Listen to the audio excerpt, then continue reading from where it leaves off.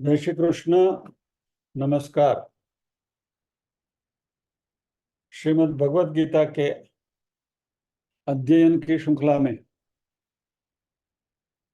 छठे अध्याय ध्यान योग आत्म संयम योग के आज के सत्र में सभी साध्यायियों का स्वागत एवं अभिवादन।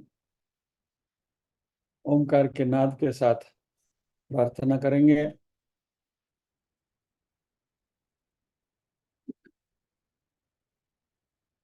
आ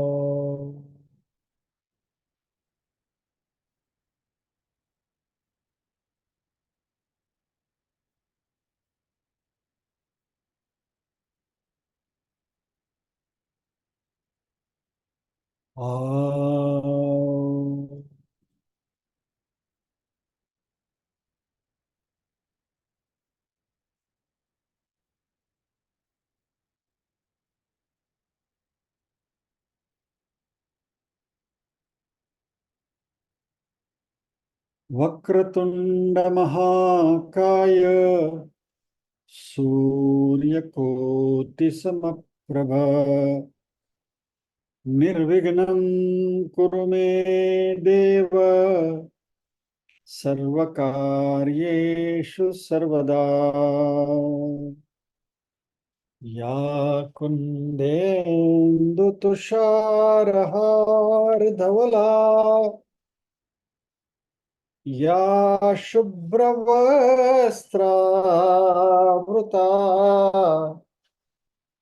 या वीणावरदण्डमण्डितकरा या श्वेतपद्मासना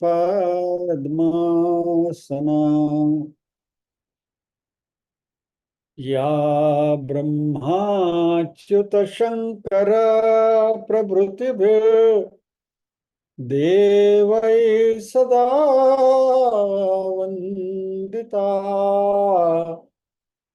सा मां पातु सरस्वती भगवती निःशेषजाड्यापहा।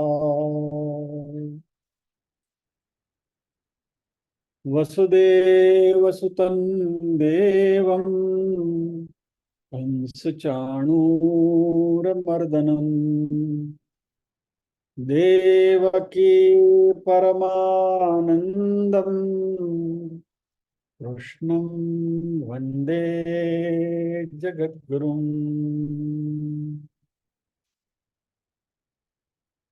ॐ सहना भवतु सहनौ भुनक्तु सह वीर्यं करवावहै तेजस्विनावधीतमस्तु मा विद्विषावहै।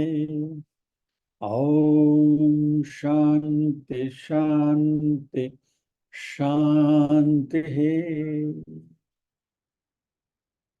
यत्र योगेश्वर कृष्णो यत्र पार्थो धनुर्धरः तत्र श्रीर्विजयो भूतिर्ध्रुवा नीतिर्मतिर्मम।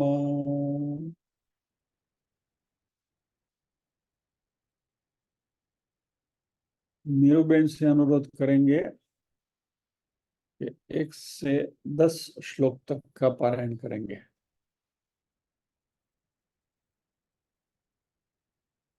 नीरूबेन अनम्यूट करिए। ओम श्री परमात्मने नमः। अथ षष्ठोऽध्यायः। श्री भगवानुवाच अनाश्रितः कर्मफलं कार्यं कर्म करोति यः स सन्न्यासी च योगी च न निरग्निर्न चाक्रियः। यं सन्न्यासमिति प्राहुर् योगं तं विद्धि पाण्डव न ह्यसन्न्यस्तसङ्कल्पो योगी भवति कश्चन आरुरुक्षोर्मुनेर्योगं कर्म कारणमुच्यते योगारूढस्य तस्यैव शमः कारणमुच्यते यदा हिनेन्द्रियार्थेषु न कर्मस्वनुषज्जते सर्वसङ्कल्पसन्न्यासी योगारूढस्तदोच्यते उद्धरेदात्मनात्मानं नात्मानमवसादयेत् आत्मैव ह्यात्मनो बन्धुरात्मैव रिपुरात्मनः बन्धुरात्मात्मनस्तस्य येनात्मैवात्मना जितः अनात्मनस्तु शत्रुत्वे वर्तेतात्मैव शत्रुवत् चितात्मनः प्रशान्तस्य परमात्मा समाहितः शीतोष्णसुखदुःखेषु तथा मानापमानयोः ज्ञानविज्ञानतृप्तात्मा कूटस्थो विजितेन्द्रियः युक्त इत्युच्यते योगी समलोष्टाश्मकाञ्चनः सुहृन्मित्रार्युदासीन मध्यस्थद्वेष्य बन्धुषु साधुष्वपि च पापेषु समबुद्धिर्विशिष्यते योगी युञ्जीत सततम् आत्मानं रहसि स्थितः एकाकीयत चित्तात्मा निराशीरपरिग्रहः जय श्री कृष्ण बेन। बोलू आगे नहीं, जय श्री कृष्ण। 10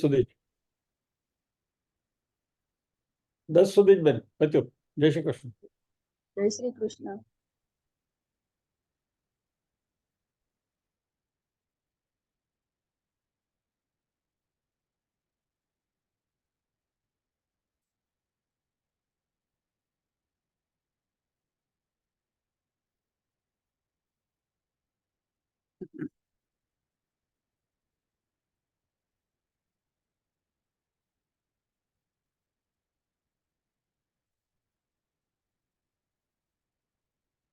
योगी युञ्जीत सततमात्मानं रहसि स्थितः एकाकीयत चित्तात्मा निराशीर परिग्रहः। इस श्लोक के ऊपर हमारा अध्ययन चल रहा है। गत सत्र में हमने निराशी और अपरिग्रह इन 2 शब्दों के ऊपर ध्यान देते हुए स्वामी श्री रामसुखदास जी की वसीयत हमने देखी और उसके ऊपर हमने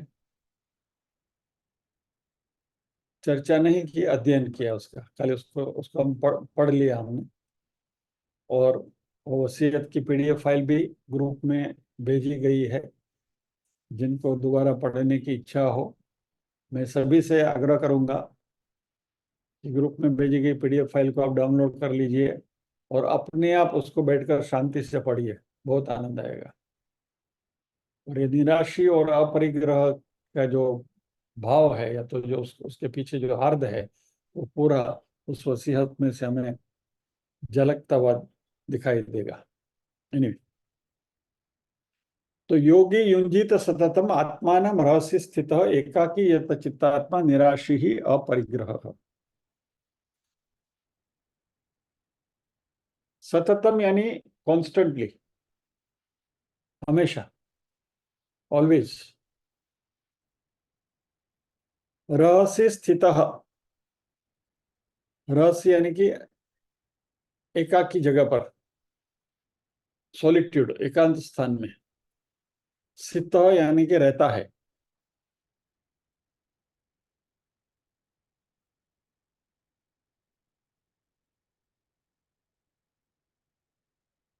योगी, युंजित, युंजित यानी जुड़ा हुआ है परमात्मा में ध्यान लगाते हुए। सततम यानी ऑलवेज, कंटिन्यूअसली। रहस्य स्थित, हमेशा एकांत स्थान में स्थिर रहता है। एकाकी यानी अलोन, अकेला ही। यथचित्तात्मा, जिसने मन और इंद्रियों सहित शरीर के ऊपर विजय प्राप्त किया है। और वो योगी कैसा है? निराशी और अपरिग्रह, वह आशा रहित है और वह कुछ संग्रह की कोई वृत्ति उसमें नहीं है।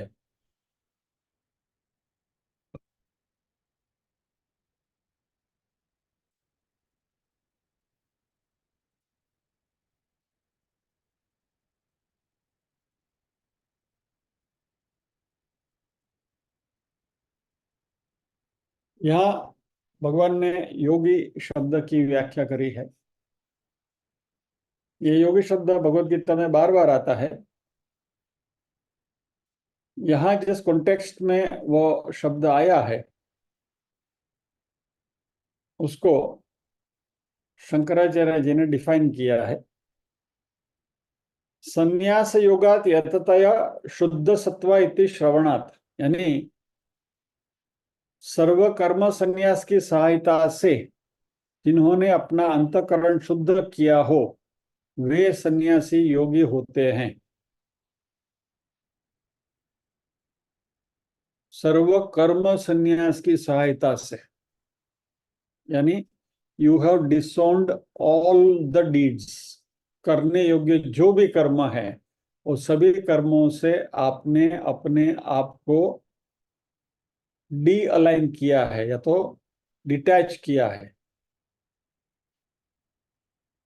सिंपल भाषा में कहें तो मान लीजिए कि एग्जाम्पल ट्रेन का लेते हैं। ट्रेन है, उसको डिब्बे जुड़े हुए हैं, इंजन, इन सारे पीछे जितने भी सारे डिब्बे हैं, 18, 20, 22, 25 जो भी हैं, बड़ी ट्रेन है तो 20, 22, 25 डिब्बे होते हैं।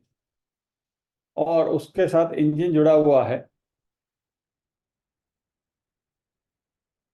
और हमारा जो मन है, अंतःकरण जो है, उसको इस इंजन के रूप में हम देखें तो पीछे जितने डिब्बे लगे हैं वो सारे कर्म हैं या तो वासनाएं हैं, ऐसा समझ लो। और वो इंजन को जंक्शन के ऊपर डीकपल करके अकेला जब भी उसको निकाल लिया जाता है तो सारे के सारे डब्बे डिब्बे पीछे रह जाते हैं, पड़े रहते हैं अपनी जगह पर। और इंजन ये सारे डिब्बों से डीकपल होकर, डिटैच होकर अकेला निकल जाता है। बस यही प्रोसेस है यहाँ। सर्व कर्म संन्यास यानी कि सारे डिब्बे हैं हमारे कर्मों के, ये करना है वो करना है, अलग अलग रोल में जो हम सब सब कर्म करते हैं वो सारे कर्म की संन्यास यानी कि getting decoupled from all of them. और यू कैन इमेजिन नाउ, ये ट्रेन ट्रेन के एग्जाम्पल से आप कोई बात समझ में आएगी कि जैसे ही इंजन ये सारे डिब्बों से डीकपल हो गया तो इंजन हल्का हो गया, उसकी गति बढ़ेगी या तो वो आसानी से फिर आगे बढ़ सकेगा। बस हमारी भी यही हालत है। हमारा अंतःकरण जब तक ये सांसारिक विषयों रूपी डिब्बों के साथ जुड़ा हुआ है, उसके साथ कपलिंग किया हुआ है, तब तक उसका बोझ है। Moment you decouple them mentally, अंतःकरण शुद्ध हो जाएगा और आप अपने आप वो इंजन की तरह हल्के हो जाएंगे। और ऐसे हल्के हुए योगी को यहाँ सन्यासी कहा गया है। ऐसा सन्यासी योगी होते हैं। भी यहाँ इस योगी पुरुष के दो महत्वपूर्ण लक्षण बताए हैं। एक है सर्व कर्म संन्यास, कर्म करने से ऐहिक और पारलौकिक फल की प्राप्ति, ऐहिक यानी कि इस जगत की और पारलौकिक यानी परलोक की फल की प्राप्ति होती है। इस कर्म की बात को एक बार दोबारा समझ लें।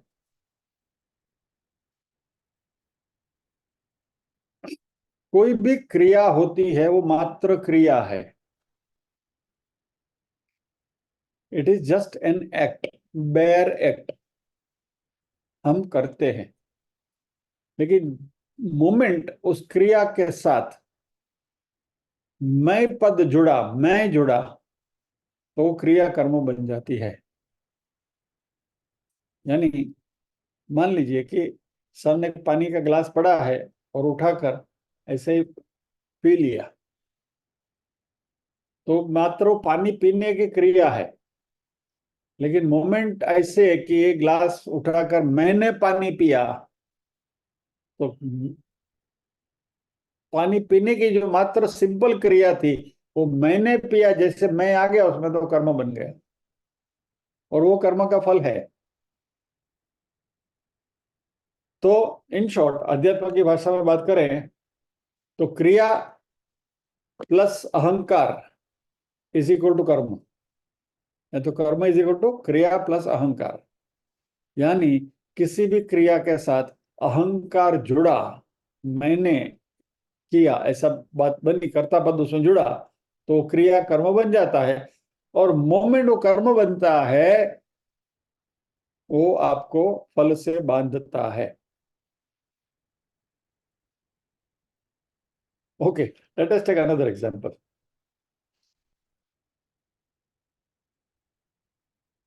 फनी एग्जांपल है, फिर भी will be able to relate.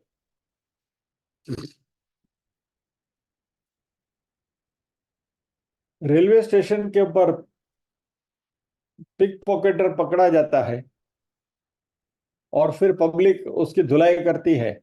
वो दृश्य हम सबने देखा है, बराबर। All of us have witness some time और द अदर, कभी ना कभी हमने दृश्य देखा है कि भाई अभी तो जो वो अभी होता भी नहीं है, क्योंकि अभी तो सब डिजिटल हो गया, तो पिक पॉकेट के कोई सवाल नहीं, कोई कैश रखते ही नहीं है। तो अभी दो incidents are now rare, but एक जमाने में हुआ करता था और काफी मात्रा में होते थे। तो पिक पॉकेटर पकड़ा गया और प्लेटफॉर्म पर सब मिलकर उसकी धुलाई कर रहे हैं। तो अभी हो क्या रहा है, धुलाई की क्रिया हो रही है पिक पॉकेटर की, और आप एज ए विटनेस आप देख, खड़े खड़े देख रहे हैं कि भाई वो पिक पॉकेटर को लोग मार रहे हैं। और सडनली आपके मन में भी याद आया कि हाँ, वो 3 साल पहले मेरे पर मेरा भी पॉकेट मारा गया था, तो आप भी जाकर थोड़ा हाथ साफ करके आते हैं, बराबर है। तो क्या हुआ, पिक पॉकेटर को मारने की अभी तक क्रिया हो रही थी, लेकिन जब भी आपने भी सोचा कि चलो मैं भी हाथ साफ करके आऊं, तो वो आपका कर्म हो गया। तब तक वो मात्र क्रिया थी, you are neutral, you are not connected with it. लेकिन मोमेंट आपने अपने आप को उस क्रिया के साथ जोड़ा और आपने हाथ साफ किया, तो आपका कर्म बन गया और फिर उसका फल मिलेगा। सो कर्म इज इक्वल टू क्रिया प्लस अहंकार, इस बात को समझ लें। तो यहां सर्व कर्म संन्यास, संन्यास यानी छोड़ देना, न्यास यानी छुटना, संन्यास यानी सत न्यास, अच्छी तरह से छूटना, टोटली। तो सर्व कर्म सत न्यास, सभी कर्मों को अच्छी तरह से छोड़ देना, यानी उससे अपने आप को, इंजन के एग्जाम्पल से देखें तो अपने आप को डिकपल करके हल्के हो जाना। और जब तक हम कर्म करते हैं, जब तक हमारा अहंकार जुड़ा हुआ है, तब तक हमें इस लोक की या तो परलोक के फल की प्राप्ति होती है। नॉर्मल कर्म करते हैं तो यहाँ के फल मिलते हैं, और अच्छे कर्म, बहुत अच्छे कर्म करते हैं, सत्कर्म करते हैं, स्वर्ग मिलेगा। लेकिन कुछ ना कुछ तो मिलेगा। लेकिन इससे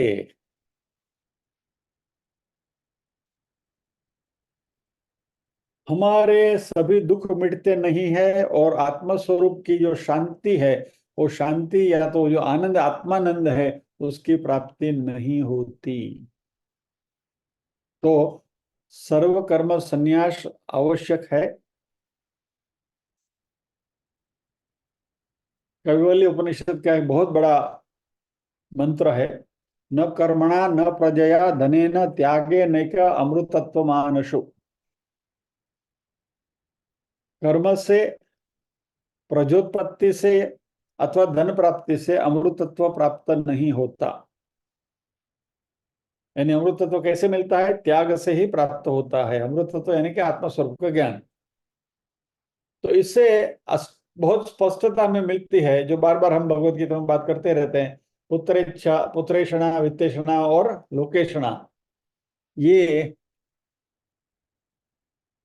कितनी भी आप प्राप्ति करो और पूर्ण करो, लेकिन इससे आत्मानंद की प्राप्ति नहीं होगी, क्योंकि ये सारी इच्छाएं जो हैं, ऐषणाएं जो हैं, वही दुखों का मूलभूत कारण है। महाभारत का बहुत प्रसिद्ध श्लोक है, न जातु कामः कामान् उपभोगेन शम्यति हविषा कृष्णवर्त्मेव भूय एवाभिवर्धते। न जातु कामः कामान् उपभोगेन शम्यति। काम यानी कि विषय, विषय जो है वो विषयों के उपभोग से उसकी कामना शांत नहीं होती, लेकिन वह निरंतर बढ़ती रहती है। कैसे?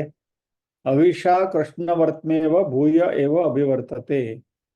कृष्णवर्त में यानी कि अग्नि, अग्नि में हवि आप डालेंगे तो अग्नि ज्यादा प्रज्वलित ही होगा, अग्नि शांत नहीं होगा।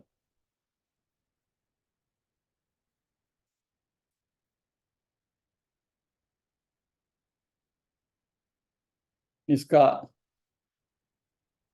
टिपिकल एग्जाम्पल मैंने अपना ही दिया था कि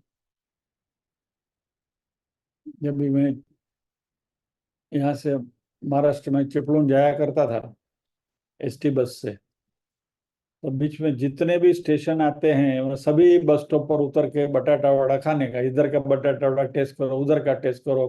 पनवेल से शुरू करते, पनवेल, इंदापुर, महाड़, पोलादपुर वगैरह वगैरह, सभी जगह पर उतर के एक एक वड़ा खाने का। इधर इधर का कैसा है, उधर का कैसा है, उधर का कैसा है। न जातु कामः कामान उपभोगेन शम्यति। वो इच्छा बनी ही रहती है, यहाँ अच्छा मिलेगा, उधर अच्छा मिलेगा, उधर का ट्राई करते हैं, उधर का ट्राई करते हैं। हविषा कृष्ण मर्त्य वो भूय अभिवर्त। जैसे अग्नि में आप हवि डालते और अग्नि प्रज्वलित होता है, वैसे और ये इच्छा ज्यादा और ज्यादा प्रदीप्त होती है। इसलिए कामना जो है, डिजायर्स जो है, इच्छाएं हैं, वो हमारा सबसे बड़ा शत्रु है। और जो साधक हैं, जिज्ञासु साधक हैं, उनको सारे कर्मों को और सारी कामनाओं का त्याग करके सर्व कर्म संन्यास लेना होगा। यानी डिजायरलेसनेस, कामनाओं से मुक्ति प्राप्त करनी पड़ेगी। यानी डिजायर्स को जितना पतला कर सके, जितना कम कर सके, वह निहायत ही जरूरी है। और ये करने के लिए योगी का दूसरा लक्षण भी बताया गया है, और वो है चित्त शुद्धि। मन में विषय भोग की वासनाएं रहना नॉर्मल है, ऐसा कहें। हम सब संसारी हैं, तो कुछ ना कुछ तो इच्छाएं, कुछ ना कुछ तो वासनाएं रहती हैं। पुत्रेषणा, लोकेषणा, वित्तेषणा, तीनों में से किसी एक एक एक एक तो रहता ही है क्या। लेकिन ये जो विषय आसक्ति है, जो विषयों में हमारा मन जाता है, वो हमारे मन में राग और द्वेष का निर्माण करते हैं।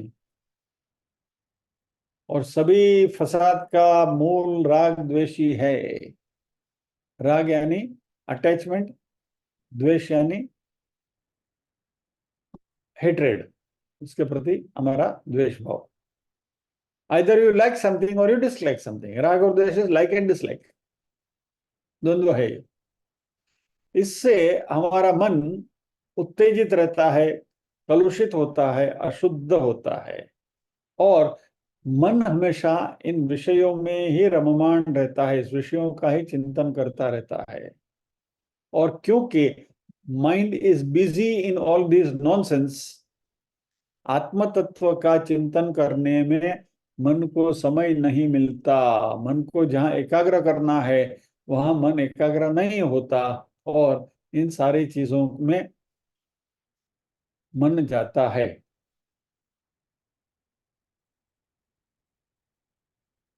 अभी हम यहाँ एकाग्रता की बड़ी अच्छी अच्छी बातें कर रहे हैं, और हमारे साथ ये जो यहाँ बैठे हैं वो थोड़े टाइम टाइम पर अपना सर ऐसा मुंडी घुमा के देखते हैं उधर क्या हो रहा है, क्या हो रहा है। यानी मन में एक प्रकार की इच्छा है देखने के लिए क्या क्या हो रहा है, व्हाट इज हैपनिंग। कंसंट्रेशन चला जाता है। जो ट्रक के पीछे लिखा हुआ रहता है ना, नजर हटी दुर्घटना घटी। और ये नजर हटाते कौन है? डिजायर्स। हम फुल्ली कॉन्सेंट्रेटेड होते हैं, लेकिन मन में एक इच्छा निर्माण हुई, उसके प्रति ध्यान वहां जाता है, तो यहाँ से कंसंट्रेशन हट गया। तो मन हमेशा निरंतर विषयों का चिंतन करता रहता है, एक के बाद दूसरा, दूसरे से तीसरा विचार मन में आते ही रहते हैं, और इसकी वजह से मन आत्मचिंतन में एकाग्र नहीं हो सकता।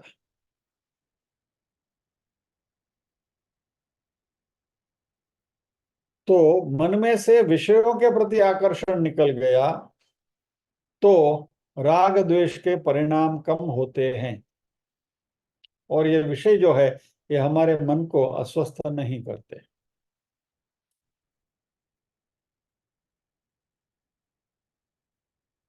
सिंपल एग्जांपल अभी अभी का ही मैं आपको दे।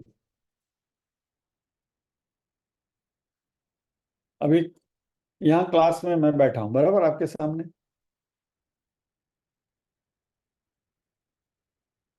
घर में अर्धांगिनी है, धर्मपत्नी है, उनको पता है कि 8 से 9 ये बंदा यहाँ क्लास में बैठे हुए हैं, और मुझे मालूम है कि वो घर में है।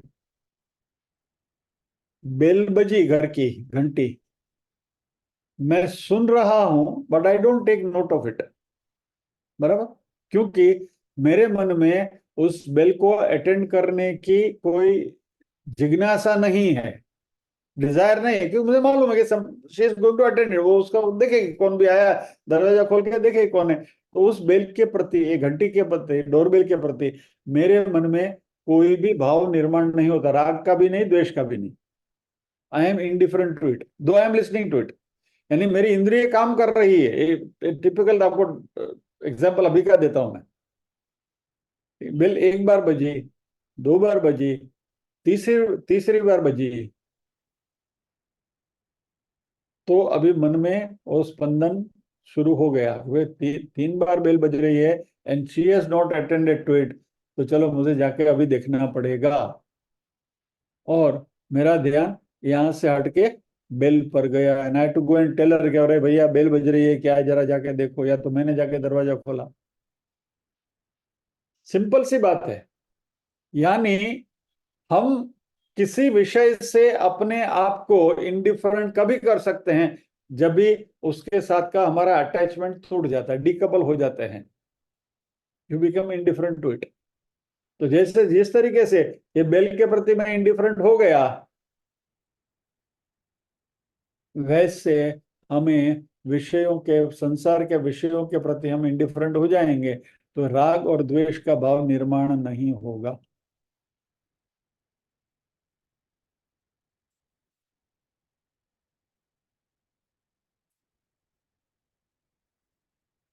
तो ये सारे विषय हमारे मन को अस्वस्थ नहीं करेंगे।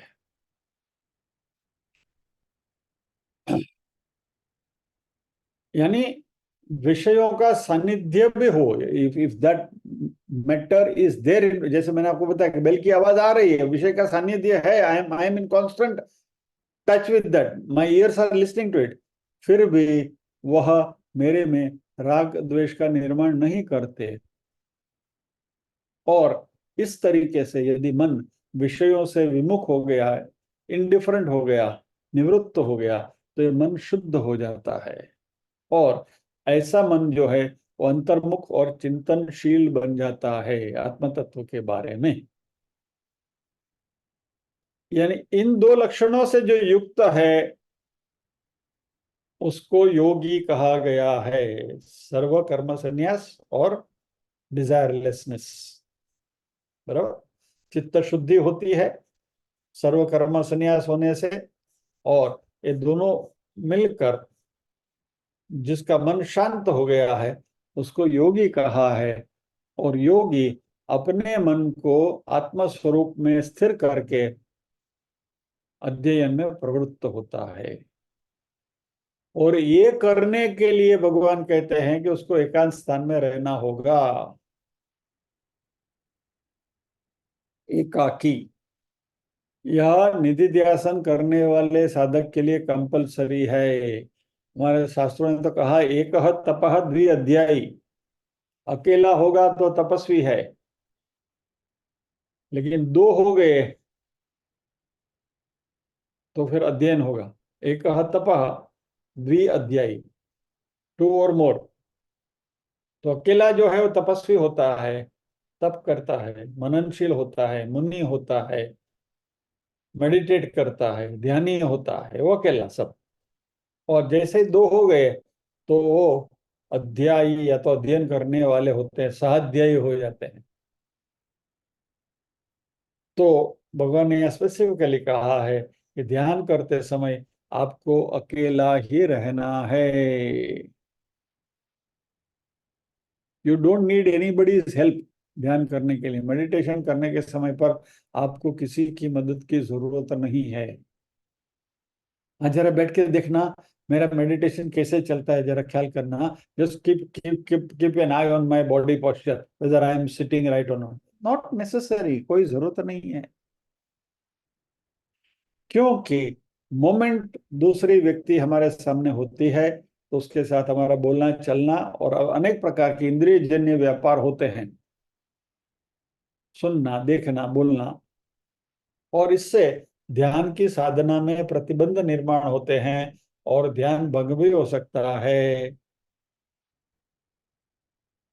तो ये योगाभ्यास करते समय मुमुक्षु को अकेले ही रहने का अभ्यास करना चाहिए, यानी एकांतवास का मुहावरा होना चाहिए।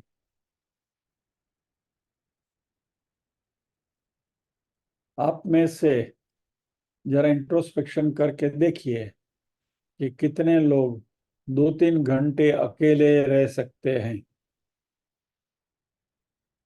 अकेले यानी बिल्कुल अकेले, हाँ? टीवी नहीं, मोबाइल नहीं, इंटरनेट नहीं, कंप्यूटर नहीं, और फिर भी आपको अकेला रहना है। कोई कोई व्यक्ति आपके पास नहीं। कितना समय आप अकेले रह सकते हो? 1 घंटा, 2 घंटा, 3 घंटा?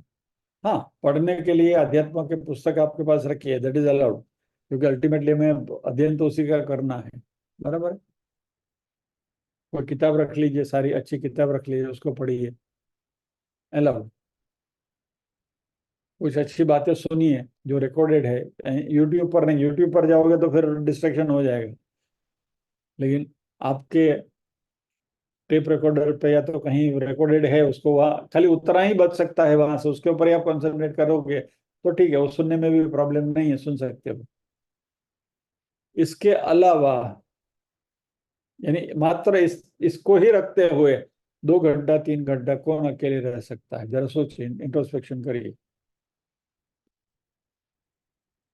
या तो करके देखिए, प्रैक्टिकल करके देखिए।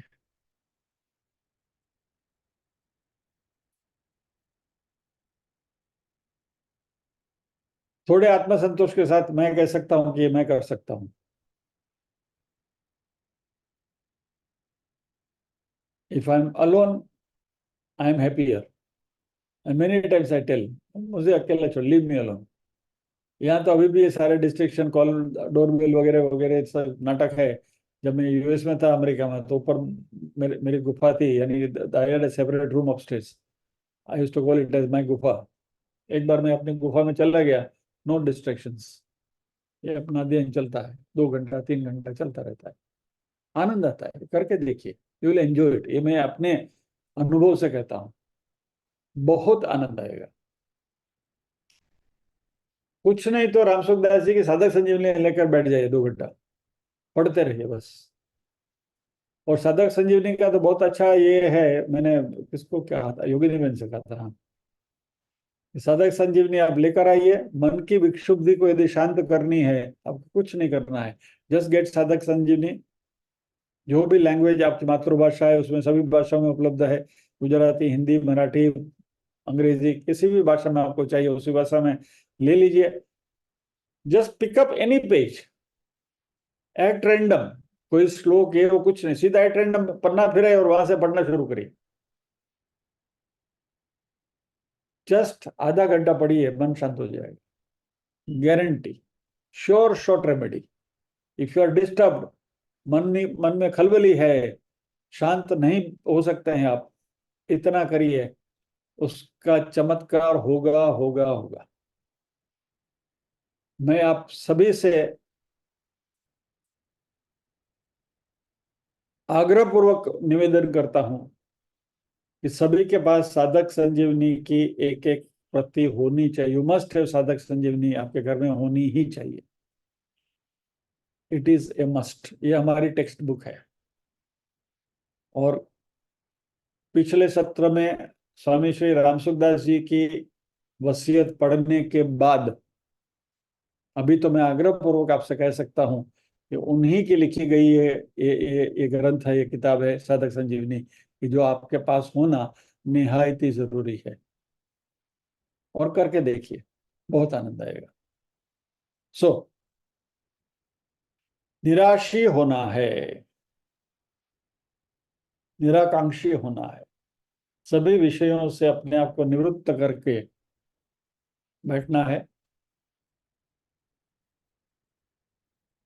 इस लोक की या तो परलोक की कोई अपेक्षा, आकांक्षा, तृष्णा कुछ नहीं रखनी चाहिए। और ये गलती तो कभी मत करना, जीवन में योगाभ्यास करते हुए कोई सिद्धि प्राप्त करने का संकल्प तो करना ही मत, नेवर डू इट। ये सिद्धियां जो हैं वो सारी अध्ययन में बाधा रूप हैं। रामकृष्ण परमहंस जी का वो उदाहरण, वाकया, किस्सा आपको बताया था, शायद आप सबको याद होगा, कि एक बड़े योगी पुरुष उनके पास आए और अपना बड़प्पन गा रहे थे, मैंने ये किया, ये तब किया, वो तब किया, 18 साल मैंने तब किया, और इससे मैंने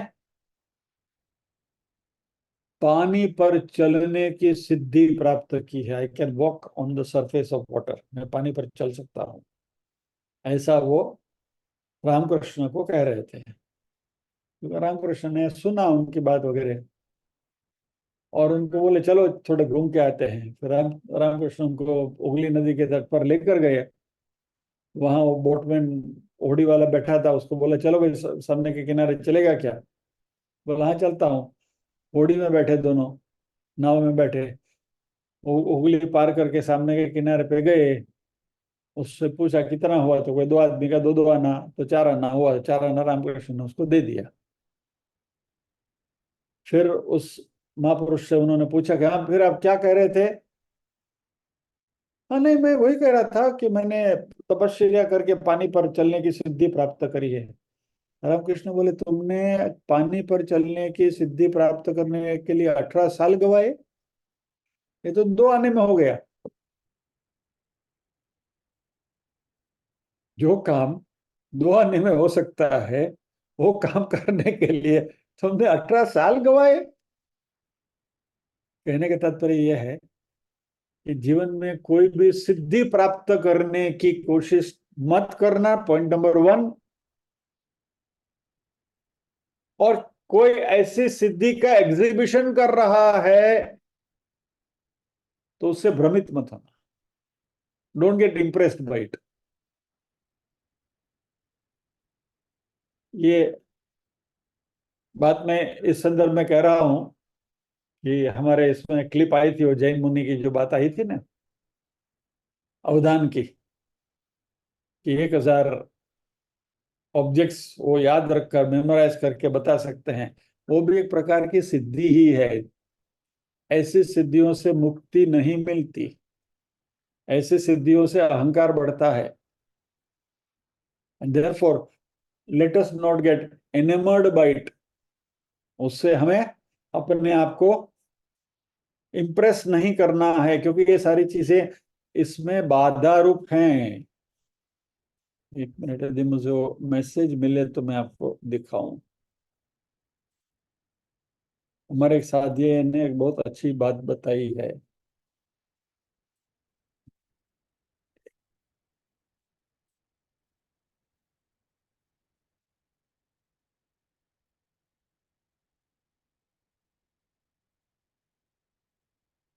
late me try to display it if I can.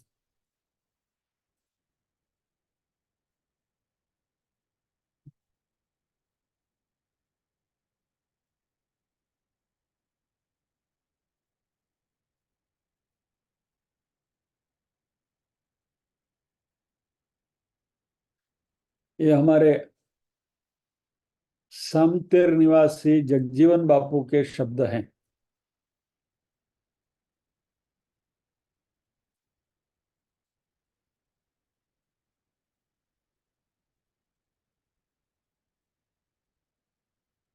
આત્મા નિત્ય પ્રાપ્ત છે, તેમાં સ્થિરતા માટે પુરુષાર્થી રહેવું જોઈએ, અન્યના પ્રભાવમાં પ્રભાવિત થવું નહીં।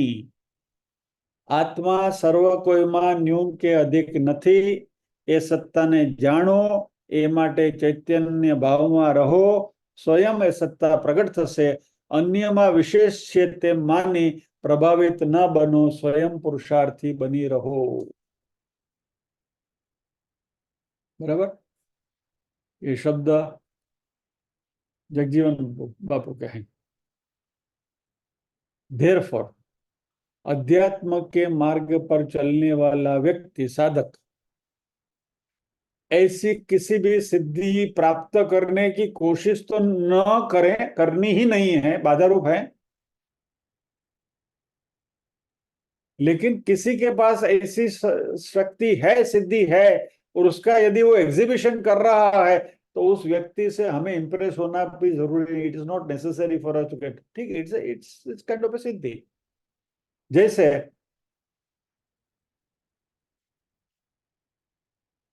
कोई नर्तक है, मान लीजिए, दूरी पर चढ़ के नृत्य कर रहा है, बराबर, ठीक है, फाइन,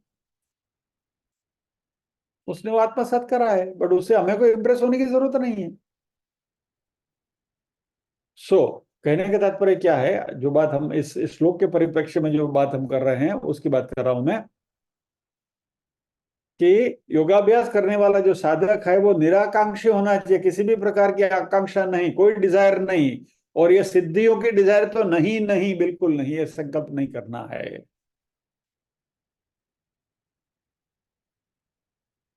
तो कोई भी प्रकार की आसक्ति नहीं रखनी है। इस बात पर इस श्लोक को हम यहां विराम देते हैं।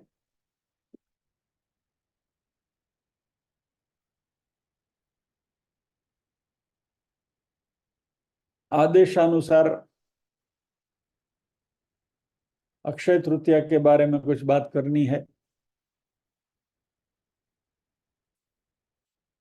तो 5 minute will devote for that. आज अक्षय तृतीया है, जो आप सबको मालूम है, और व्हाट्सएप यूनिवर्सिटी की कृपा से आपके पास बहुत सारे मैसेजेस तो आ ही गए होंगे कि अक्षय तृतीया में ऐसा होता है, वैसा होता है। हमारे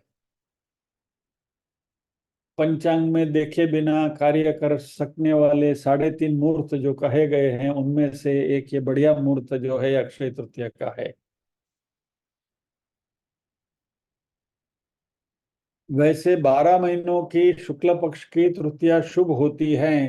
वैशाख मास की तृतीया जो है उसको खास अहमियत दी गई है, और उसको स्वयं सिद्ध मुहूर्त माना गया है।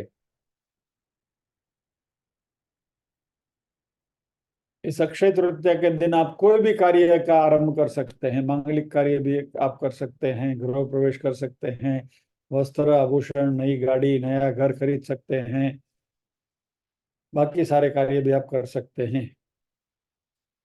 कोई नई संस्था की शुरुआत करनी है, स्थापना करनी है, कोई उद्घाटन करना है, तो ये सभी चीजों के लिए आज का दिन बहुत श्रेष्ठ माना गया है। इसलिए हमने भी हमारा एंगेजमेंट अक्षय तृतीया के दिन किया था, आज से 27 साल पहले, और 52 साल पहले, इन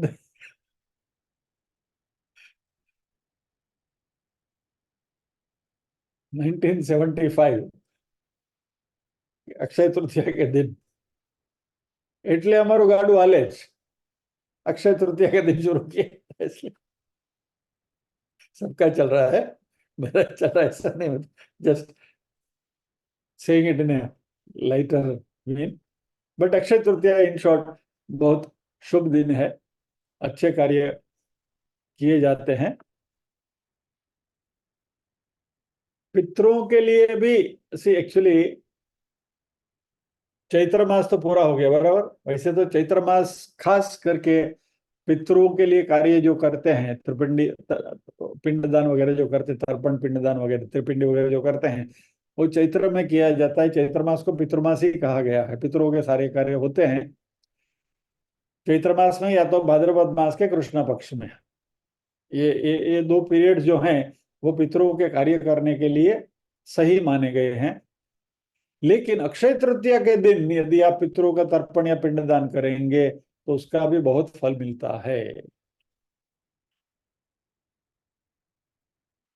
इस दिन आप जो भी करेंगे, जप तप हवन जो भी करेंगे, तो सब कुछ उसका फल मिलता है। आज हमारे पारायण सत्र में भी एक चमत्कार हुआ।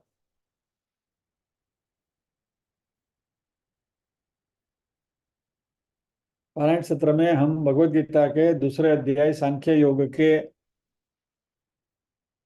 1 से 30 श्लोक का पारायण का अध्ययन कर रहे थे, कि जिसमें बिना गलती किए हुए रस्व दीर्घ बद्धु ध्यान रखने अच्छी तरह से हम श्लोक रिसाइट कर सकें, उसकी हम प्रैक्टिस करते हैं, बहुत समय से कर रहे हैं। आज हमने तय किया कि आज अक्षय तृतीया है, तो अभी इस क्रम को बदलें और 31 से लेकर 60 तक के जो श्लोक हैं उसका पारायण करें। और मजे की बात यह हुई कि हमारे साध्यों में जो कुछ ढीले ढाले साध्य हैं वो भी आज तेज तार घोड़े की तरह दौड़ रहे थे। मतलब वाह, मजा आ गया आज तो। ये अक्षय तृतीया का चमत्कार है। बोलो, अनति विशेष कुछ चाहिए आपको? यानी नॉर्मल कोर्स में जिनकी गलती होना वॉज टेकन फॉर ग्रांटेड, वैसे हमारे साध्य भी आज दौड़ रहे थे। That is Akshaya Tritiya. मजा आ गया आज के पारायण सत्र में, बहुत मजा आ गया। Everyone was doing very well. So सभी को अभिनंदन जो भी हैं थे वहां। सो ये अक्षय तृतीया का कमाल है। लेकिन अभी अभी आपसे कहा था कि ऐसी सिद्धियों में उलझना मत। हो गया हो गया, आ गया ठीक। एक्चुअली सिद्धियों के बारे में कहा गया है कि आप अपना अध्ययन को इतना विकसित करो अध्यात्म के मार्ग में कि सिद्धियां आपको डिस्ट्रैक्ट करने से हाथ जोड़कर खड़ी रहती हैं आपके सामने कि अरे हम आपकी सेवा में खड़े हैं, हमारा उपयोग करो, और फिर भी आप उसके सामने नजर भी नहीं डालते हुए ऐसे निकल जाओगे। नहीं चाहिए। anyway, लेकिन आज जब तप दान जो भी करते हैं उसका फल अच्छा मिलता है, अधिक मिलता है।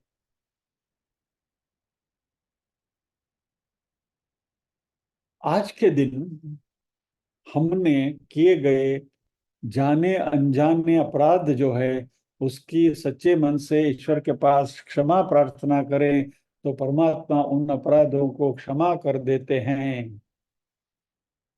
और हमारे में जो दुर्गुण है वो दुर्गुण भी परमात्मा के चरणों में अर्पण करें। कायेन वाचा मनसेन्द्रियैर्वा बुद्ध्यात्मना वा प्रकृति स्वभावात् करोमि यद्यत् सकलम परस्मै नारायणायेति समर्पयामि। इसमें सद्गुण दुर्गुण दोनों आ गए। जो भी मैं कर रहा हूं या तो कर रही हूं, ये नारायण के चरण में समर्पित कर रहे हैं। इस भाव से यदि परमात्मा की हम प्रार्थना करेंगे तो परमात्मा हमें क्षमा प्रदान करते हैं और हमारे दुर्गुण की जगह सद्गुण से दुर्गुणों को सब्स्टिट्यूट करते हैं।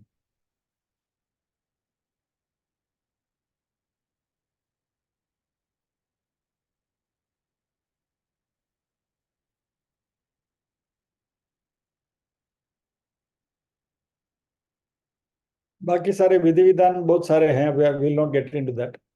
गंगा स्नान करना चाहिए, ये करना चाहिए, वो करना चाहिए, ब्राह्मण भोजन करवाना चाहिए, ये दान देना चाहिए, वगैरह वगैरह। आज का दिन तो पूरा हो गया, तो ये श्लोक मैं आपके सामने रखूंगा। व्हाट्सएप में भी आ गया होगा, आपने देखा होगा। सर्वत्र शुक्ल पुष्पाणि प्रशस्तानि सदार्चने। आज सफेद फूलों से परमात्मा का यजन करना चाहिए, खास करके नारायण की पूजा, विष्णु लक्ष्मी नारायण की पूजा श्वेत सफेद कमल या तो सफेद गुलाब से करनी चाहिए।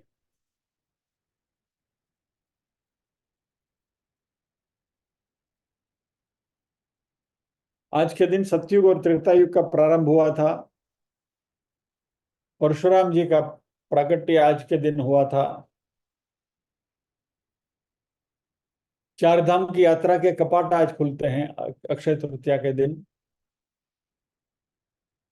वृंदावन में बांके बिहारी जी की जो विग्रह यानी कि जो मूर्ति है, उसके चरण मात्र आज अक्षय तृतीया के दिन ही चरण के दर्शन होते हैं, बाकी पूरे साल उसको ढक के रखते हैं।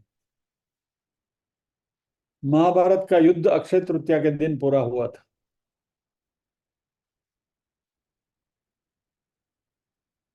अक्षय तृतीया का महत्व, अच्छा, कोंकण में चिपळूण में परशुराम जी का मंदिर है। परशुराम जी के मंदिर बहुत कम गिने चुने हैं, शायद कहाँ है और कहीं तो है तो मुझे पता भी नहीं है, लेकिन एक मंदिर यहाँ चिपळूण में है परशुराम का। वहाँ अक्षय तृतीया के दिन, क्योंकि परशुराम जी का प्राकट्य है उस दिन, तो वहाँ काफी धामधूम से मनाया जाता है। जैन धर्म में अक्षय तृतीया का बड़ा महत्व है। उनके जो पहले तीर्थंकर थे, ऋषभदेव भगवान, उन्होंने 1 वर्ष की तपश्चर्या करी थी। और जब भी वापस, वे तो क्षत्रिय थे, राजा थे, तो तीर्थाटन करके वापस जब भी आए, 1 वर्ष की तपस्या करी थी उन्होंने। और एमनु पारणो उनके पोते ने करवाया था, और गन्ने का ताजा रस पिलाकर, इक्षु का रस से उनका पालना करवाया गया था। इसलिए अक्षय तृतीया का जैन धर्म में बहुत बड़ा महत्व है। जैन धर्म के लोग वर्षी तप का प्रारंभ करते हैं, और ये वर्षी तप का प्रारंभ जैनों में प्रतिवर्ष कार्तिक मास के कृष्ण पक्ष की अष्टमी से शुरू होता है। जैन धर्म में आठम और चौदस का बहुत बड़ा महत्व है। आठम चौदस में दो तिथि उनके लिए बहुत अहम है। तो कार्तिक मास के कृष्ण पक्ष की अष्टमी के दिन ये तपस्या प्रारंभ होती है, और उसके अगले साल, दैट इज सब्सिक्वेंट ईयर, वैशाख की अक्षय तृतीया के दिन उनका पारणा होता है।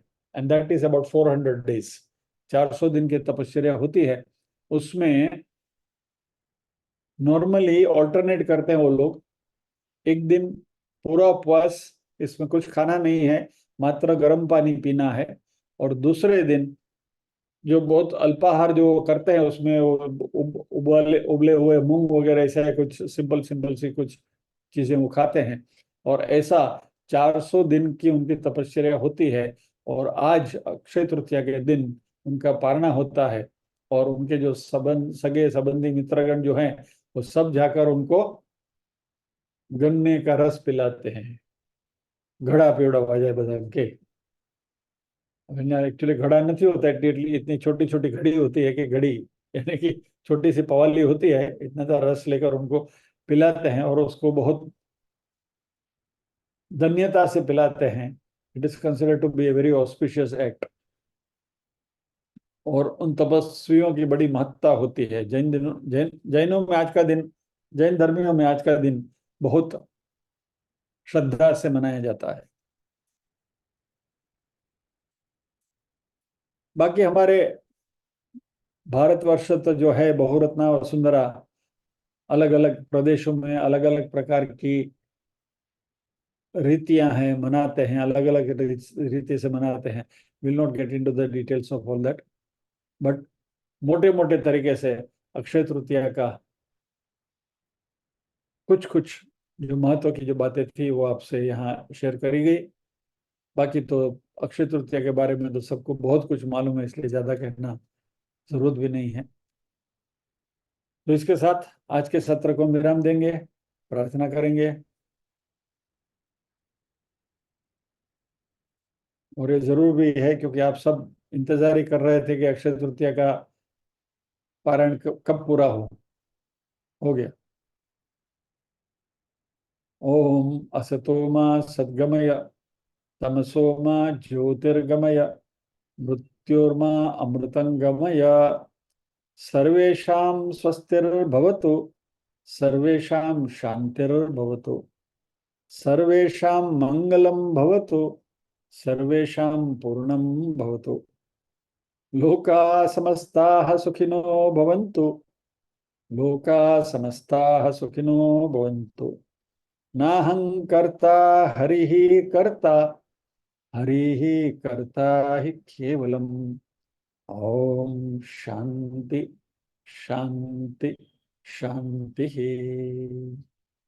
सभी के हृदय काल में विराजमान परम कृपालु परमात्मा को वंदन करते हुए आज के सत्र को विराम देते हैं।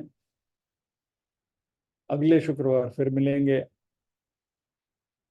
पता नहीं इसी श्लोक के साथ या अगले श्लोक के साथ, डिपेंड्स। अभी प्रार्थना करते करते अक्षय तृतीया के बारे में ही एक तूफानी विचार मन में आया, आपके साथ शेयर कर लूं। ए नॉटी थॉट। आज के दिन ही कृष्ण ने द्रौपदी को अक्षय पात्र दिया था, पांडव का जब भी वनवास चल रहा था तभी। और द्रौपदी, आपको वो कहानी तो आप सबको मालूम है कि अक्षय पात्र में से कितने भी जितने भी लोगों को चाहिए उनको भोजन करा सकती थी, वगैरह तो वगैरह वगैरह। दुर्वासा ऋषि आए थे और उनके शिष्यगण के साथ आए थे। और फिर कृष्ण ने कहा कि पात्र में कुछ है तो दिखाओ। तो बाजी का एक पत्ता पड़ा था वो जो कृष्ण ने लिया, और फिर उनकी तृप्ति वगैरह वगैरह सारी कहानी आपको मालूम है।